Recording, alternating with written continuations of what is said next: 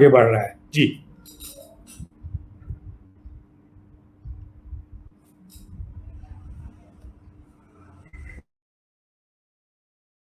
जी, मैं सुनील शुक्ला जी के पास आऊंगा। राहुल ने बड़ा एक स्टिंगिंग कमेंट किया है मोदी के ऊपर। ये मुझे कहते हैं कि मैं एक खास नाम से बुलाते, राहुल कहते हैं, शहजादा की बात कर रहे थे। कहता मैं तो एक टी शर्ट और जीन्स पहन के रहता हूं। ये शख्स तो दिन में 4-4, 5-5, 6-6 बार ड्रेस बदलता है, और शानदार ड्रेस जो एक बार बदल लेता है दोबारा पहनता नहीं है। प्रधानमंत्री की तनख्वाह कितनी होती है? कहता 2.5 लाख रुपए। और क्या होगी? 3 लाख रुपए। क्या 3 लाख रुपए के अंदर आप रोज 5-6 नई ड्रेस पहन सकते हैं? पैसे कौन देता है? Who page for your dresses? क्या उनका कहने का मतलब क्या वहां पर एक दर्जी बिठाया हुआ आपने? मतलब दर्जी तो बैठा ही हुआ है, इसका मतलब वहां पर प्रधानमंत्री निवास में कोई टेलर बैठा हुआ है। रोज कपड़ों की सप्लाई हो रही है, और वहां पर उनके एक एक शॉल 1-1 लाख रुपए के, उनके चश्मा 1.5 लाख रुपए का, उनका मोबला का पेन 1.5-2 लाख रुपए का। आप वो किस हिसाब से कहते कि मैं कामदार हूं, और उसको नामदार कहते हैं? एक्चुअली इनके सारे कर्म तो ऐसे ही कामदार वाले हैं। ऊपर से कल मेरी कुछ खास लोगों से बातचीत हुई है, और एक खास शख्स हमारे पास आए थे हैदराबाद से, और उनका कहना है कि चुनाव के तुरंत बाद आप पाएंगे कि YSR Congress is going with the India गठबंधन। ये ऑलमोस्ट तय हो चुका है, और काफी बड़ी संख्या के अंदर वाईएसआर कांग्रेस सीटें फिर से करीब करीब हो सकता है 25 में से करीब 20 सीटें जीतने जा रही है। और वाईएसआर कांग्रेस की ओर से ऑलरेडी फीड मिलनी शुरू हो गई है कि दे में गो विद द इंडिया गठबंधन, क्योंकि टीडीपी जो है वो बीजेपी के साथ चला गया। तो उस चक्कर में वो पहली फीड आई है कि YSR Congress is going with the Congress and they are very soft. इसलिए जगनमोहन रेड्डी, शर्मिला रेड्डी और कांग्रेस के ऊपर अटैक नहीं कर रहे हैं आंध्रा के सारे चुनाव में, क्योंकि मैंने काफी साउथ को एक्सटेंसिवली कवर किया। दूसरा एक है कि एक बहुत स्टॉन्च एलाई जो दूसरा बीजेपी ही माना जाता था, सुनने में आया है कि जो कल मेरी बात हुई एक बीजेडी के लीडर से कि they are extremely antagonised the way Modi has attacked Naveen Patnaik, और उनसे एक स्कूल बच्चे की तरह, उनका हेडमास्टर की तरह टेस्ट ले रहे हैं कि बताओ तुम्हारे जिले कितने हैं, उसके कैपिटल कितनी होती है। तो हमें भी पहली बार पता लगा जिले की कैपिटल होती है, हेडक्वार्टर नहीं होते हैं। तो ये तो उनकी अज्ञानता का अंधेरा, इससे ज्यादा मैं क्या कह सकता हूँ। लेकिन Naveen Patnaik is extremely aggrieved and extremely angry. हालांकि जो क्वेश्चन उन्होंने लिख के भेजे हैं कि क्या तुमने ये सारे किए जो मैंने तुम प्रस्ताव लिखकर भेजे थे, तो काफी स्टिंगिंग अटैक उनका भी है। देयर इज ए पॉसिबिलिटी कि in case of hung parliament, जो लग रहा है कि ये दो मेजर एलाइज जो हैं इनके साथ आते हुए नजर आ रहे हैं। परिवर्तन है, और भारतीय जनता पार्टी अपने पैरों पे खुद कुल्हाड़ी मार रही है एक एक करके। मतलब चाहे वो पहले शिवसेना रहा हो, या प्रकाश सिंह बादल की अकाली दल रहा हो, इवन नीतीश को भी धक्का दे दिया था उन्होंने। अन्ना मलाई के द्वारा उन्होंने अन्ना द्रमुक को, जो उनका फेथफुल साथी था, उसको धक्का दिया, और अब इन्होंने देखा जाए तो नवीन पटनायक को धक्का दिया है। तो कुछ ऐसी चीजें निकल कर आ रही हैं जो बीजेपी के अंदर इस बात का पुनरावलोकन कर रही है कि Modi is hurting one after one his very strong allies, जो उनके फ्यूचर साथी हो सकते थे। तो उनके अंदर भी वो एक बदले की भावना निकल रही है कि टाइम आएगा। जैसे ओम सैनी जी ने कहा कि चुप क्यों है सारे के सारे, गडकरी या बाकी लोग, शायद वक्त का इंतजार करेंगे, जब लोहा गर्म होगा ना, ये उस टाइम हथौड़ा मारेंगे। सुनील शुक्ला जी, आपका पूरा परिदृश्य के ऊपर आपकी टिप्पणी। धन्यवाद दिनेश जी। एक तो विवेक ने अपनी बातचीत में एक सवाल उठाया कि प्रधानमंत्री जी इतने दौरे करते हैं चुनाव के दौरान, तो सरकारी जहाज से जाते हैं या निजी जहाज से जाते हैं, उनका खर्चा कौन उठाता है? तो ये विवेक को जानकारी होगी, ये या तो भूल गए होंगे। प्रधानमंत्री को छूट है, यस, प्रधानमंत्री को छूट है, वो सरकारी जहाज से जाते हैं, वायुसेना के जहाज से जाते हैं, पूरी सुरक्षा उनको दी जाती है, सभी प्रोटोकॉल उनके साथ लागू होते हैं। केवल ये है कि अगर उनके साथ कोई अन्य जहाज जाएगा, अगर उनकी गाड़ी में कोई उम्मीदवार बैठ गया, तो पार्टी खर्चे में जुड़ जाएगा। नहीं सर, ये वो सारा खर्चा प्रधानमंत्री का भी पार्टी को देना पड़ता है, जो अपना हवाई जहाज लेके जाते हैं, ऑफिशियल और helicopter. He is not exempt from the expenses. Those expenses has to be paid by the party, sir, because paid by this the is, party। हाँ, क्योंकि ये प्रचार तंत्र में जा रहे हैं, ऑफिशियल काम हाँ, से नहीं जा रहे हैं सर। ये पार्टी में जुड़ता है, लेकिन हाँ, उनको वायुसेना की जहाज जी उपयोग कर, बिल्कुल जैसे कि उनका लैंड करेगा जहाज अगर किसी सरकारी स्थल पर, तो उसका किराया देना पड़ेगा पार्टी को। बिल्कुल बिल्कुल देना ये पड़ेगा। है, लेकिन सभी जितना तामझाम प्रोटोकॉल प्राइम मिनिस्टर का है वो विड्रा नहीं होता।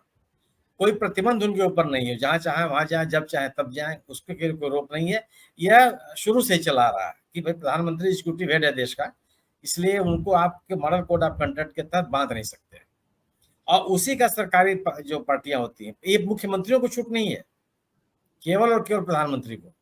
मुख्यमंत्री लोग सरकारी वाहन का उपयोग नहीं कर सकते, सरकारी अतिथि गृह में रुक नहीं सकते। अब यहाँ तक कि पार्टी खर्चा देकर भी बात सरकारी अतिथि गृह में नहीं रुक सकते आप।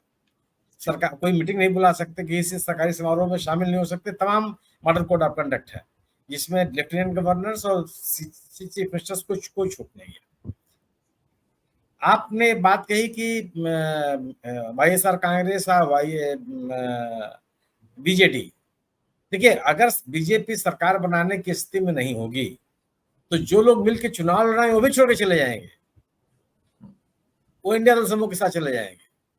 कोई ऐसा दल नहीं जो है जो रोए रुका रहेगा कि नहीं साहब अगर हम सरकार नहीं बन रही है बीजेपी की एनडीए की तो हम भी शहीद हो जाएंगे। ये स्थिति नहीं है। और लगभग सभी दल, इक्का दुक्का कोई बच जाए तो बच जाए, अन्यथा कोई बचेगा नहीं जो इनके साथ लगा रहे। कांग्रेस के साथ जाने में किसी को सुविधा भी नहीं होती है। ये किसी भी राज्य का कोई भी क्षेत्रीय दल हो या कोई भी दल हो, उसको बहुत सुविधा नहीं होती, वो मिल करके सरकार चला लेते हैं। इसीलिए प्रधानमंत्री जब इसको मुद्दा बनाने लगे, अभी जो कल उन्होंने भाषण दिया उसमें उन्होंने बात कही कि आप 5 साल में 5 प्रधानमंत्री देखना चाहते हैं या एक मजबूत सरकार देखना चाहते हैं। अब उन्होंने इस विषय को उठाना शुरू कर दिया है।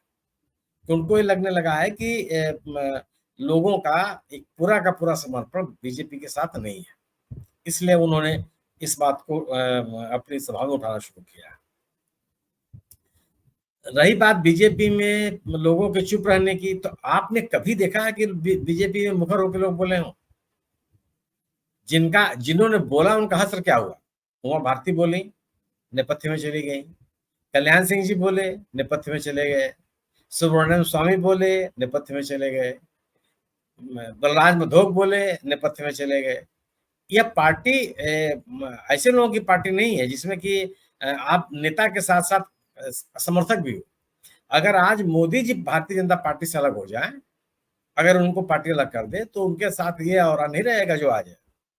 बीजेपी का अपना एक राजनीतिक कल्चर है और इसको सभी समझते हैं। अगर आपको राजनीति बने रहना है, अगर आपको मुख्य धारा की राजनीति बने रहना है तो आप बीजेपी से बाहर नहीं जा सकते। अगर आपने बाहर जाने की कोशिश की तो भले आप अपना एक अपने पक्ष में अपने नए कार्यकर्ता बना लें, अपने नए समर्थक पैदा कर लें, लेकिन बीजेपी का कार्यकर्ता आपके साथ नहीं जाएगा। अतीत में वो किसी के साथ नहीं गया और बड़े बड़े नेताओं में, मतलब ऐसा नहीं कि कोई कागजी नेता हो, राज्यसभा की राजनीति करते हो या नॉमिनेशन की राजनीति करते हो, चुनाव जीतते हो जिताते रहे। मैं निजी तौर से पर आपसे कह सकता हूं कि मध्य प्रदेश में गैर कांग्रेस राजनीति को मजबूती से स्थापित करने का श्रेय अगर किसी को दिया जाना चाहिए तो उमा भारती को दिया जाना चाहिए। उमा भारती ने जिस तरह का संघर्ष किया उस राज्य में, वो उसका कोई जवाब नहीं है। उस तरह का संघर्ष किसी बीजेपी के नेता ने नहीं किया। बाद में तो लोग ध्रुवीकरण की राजनीति करने लगे, लेकिन उस तरह की राजनीति की कोई नहीं जो भारती जी ने किया। लेकिन आज उमा भारती, इतना बड़ा चुनाव हो गया, कोई पूछने वाला भी नहीं था कि आप प्रचार करेंगे कि नहीं करेंगे।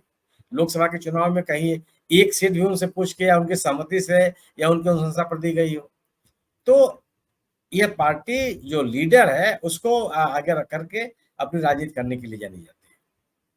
बाद में क्या आडवाणी जी के योगदान से कोई इनकार कर सकता है? पार्टी जिंदा रही 2 सीट लेकर के भी पूरे देश के स्तर पर। हाँ, उनके तौर तरीके से हम और आप असहमत हो सकते हैं, सहमत हो सकते हैं, कुछ भी हो सकते हैं, लेकिन अगर पार्टी जिंदा रही इतने अपने स्थापना काल से अब तक, उसमें आडवाणी जी की बहुत बड़ी भूमिका है। अपने साथ एक मतदाताओं को इकट्ठा करने का, लगातार जूझते रहने का, अपने लगातार करते कार्यक्रम कर। मैंने आडवाणी जी को अकेले रेलवे स्टेशन पर उतर करके अपना ब्रीफकेस हाथ में लेकर के बाहर जाते हुए देखा, अकेले, कोई आगे पीछे नहीं। छोटी छोटी सभाएं करते मैंने उनको देखी अपने विद्यार्थी जीवन में। तो लेकिन आज पार्टी में कोई कह रहा है कि आपने क्या क्या कर दिया, आडवाणी जी के साथ क्या हो रहा है? ये एक जो पार्टी को जिता सकता है व्यक्ति चुनाव, उसके पीछे चलने वाले लोग हैं। विमर्श के लिए कोई स्थान नहीं है। और यह जो राजनीतिक तौर तरीका है, ये पार्टी के नेता अपनी पार्टी से ही सीखते हैं। अगर आज विपक्ष में के लोगों के साथ सरकार का कोई संवाद नहीं है तो वह भारतीय जनता पार्टी के कल्चर ही कम हो कुछ। भारतीय, मुझे ये मोदी जी के खिलाफ विद्रोह की स्थिति होगी, लेकिन तब जब मोदी जी चुनाव जिताने के लायक नहीं, अभी नहीं होगी। अभी हर व्यक्ति को चुनाव जीतना है और पार्टी को भी अपने संगठन को मजबूत करना है या विस्तार करना है। और मोदी जी का एक आकर्षण है, उस उनके इसके अलावा कोई विकल्प नहीं है। मैं क्या राजनाथ सिंह जी को चुनाव जिता सकते हैं, नितिन गडकरी साहब को चुनाव जिता सकते हैं। नितिन गडकरी क्या अपने ही क्षेत्र में कहीं प्रचार करने के लिए गए महाराष्ट्र में? राजनाथ सिंह जी कहीं दिखाई पड़ रहे हैं प्रचार करते हुए? मुख्यमंत्री रह चुके हैं वो, उनकी बहुत बड़ी भूमिका रही है। और मोदी जी से पहले पार्टी के अध्यक्ष हो गए थे, उनके पहले मुख्यमंत्री बन गए थे, लेकिन एक जो जन नेता या जो अपने अपने तरफ जनता को आकर्षित करने की जो क्षमता होती है, वो किसी नेता में आज की तारीख में बीजेपी में नहीं है। और बीजेपी अब किसी और को पनपने भी नहीं दे रही है। तो अगर मोदी जी के साथ साथ मोदी जी के आकर्षण कम होने के साथ साथ अगर पार्टी का पराभव भी होगा, तो इसके लिए बीजेपी जिम्मेदार है कि कोई लीडरशिप नहीं पैदा कर रहा है। और अगर मान लीजिए कि योगी जी का नाम ले लीजिए, तो योगी जी का उत्तर प्रदेश में असर है, लेकिन जो पूर्वी उत्तर प्रदेश में है वही असर उनका बुंदेलखंड में है और पश्चिमी उत्तर प्रदेश में ऐसा नहीं है। समीपवर्ती राज्यों में उतना असर नहीं है। एक एक हिंदुत्व के चेहरे के रूप में आप उनका प्रयोग करते हैं। तो पार्टी भी वही काम कर रही है कि किसी दूसरे को पनपने नहीं दे रही है, और यह हमेशा से करती रही है। एक बार में एक नेता, अटल बिहारी वाजपेयी के जमाने में अटल बिहारी वाजपेयी जी, कोई दूसरा नेता नहीं। आडवाणी जी और डॉक्टर मुरली मनोहर जोशी संगठन में लोग रहे, या जब सरकार में तो चेहरा बन करके बहुत कम लोग आए। लाइक उस समय नारा चलता था कि अटल बीजेपी के 3 धरोहर अटल, आडवाणी, मुरली मनोहर, लेकिन जो प्रतिष्ठा या जो लीडरशिप अटल बिहारी वाजपेयी के साथ थी, वो बाकी लोगों के साथ नहीं थी। इसलिए जब प्रधानमंत्री बनने की स्थिति आई तो एक स्वर से हुआ कि भाई चेहरा यही, आकर्षण नहीं है। यह जरूर बिल्कुल आपकी बात से मैं सहमत हूं कि जिस तरीके से बीजेपी चल रही है, वो तो आने वाले दिन सुनहरे नहीं है। क्योंकि आप अपने कार्यकर्ताओं को भले अपने साथ जोड़ें, नए लोग अगर आप जोड़ने में अक्षम होते हैं, तो आप पार्टी को बहुत आगे ले जाने में सक्षम नहीं हो सकते। जी जी। सुरेश जी, इस